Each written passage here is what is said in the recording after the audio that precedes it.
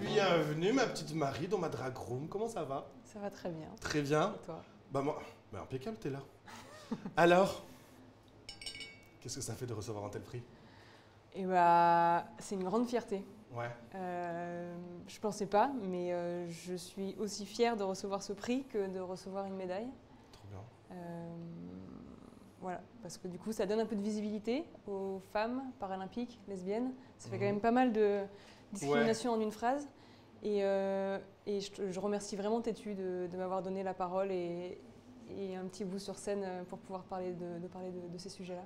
Et justement, tu parlais de discrimination, et moi j'ai une petite question. C'est dans le milieu justement sportif, on va dire le milieu olympique quand même. La cause LGBT, le milieu olympique, c'est plutôt love at first sight ou ami-ennemi? Comment ça se passe à l'heure actuelle? Je pense qu'il y a un manque d'information. Il y a un manque de connaissances. Il y a souvent la réponse facile de dire ça a toujours été comme ça.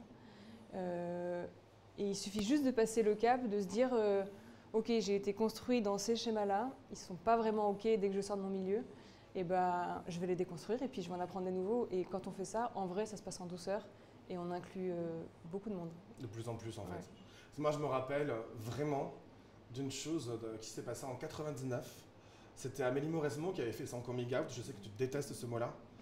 Mais je me posais la question, c'était en 99, on sait très bien tout ce qui s'est passé, toute la haine qu'il y a eu. À l'heure actuelle, est-ce que les choses ont évolué?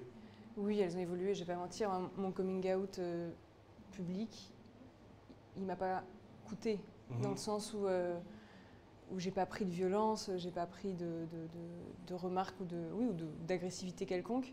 Après, la réalité, elle est qu'il y a encore des athlètes qui ne sont pas out dans le milieu sportif. Ils le sont dans toute leur sphère de vie, sauf dans le milieu sportif. Et là, je parle du haut niveau. Aloïse a dit tout à l'heure que c'est en étant safe qu'on est hot, et ben c'est en étant safe qu'on est performant et performante. Et on parle de santé mentale, on parle de préparation mentale. Ça change la donne de prendre le départ de sa course avec des pensées agressives ou de la peur, parce qu'on n'est pas vraiment nous-mêmes à ce moment-là.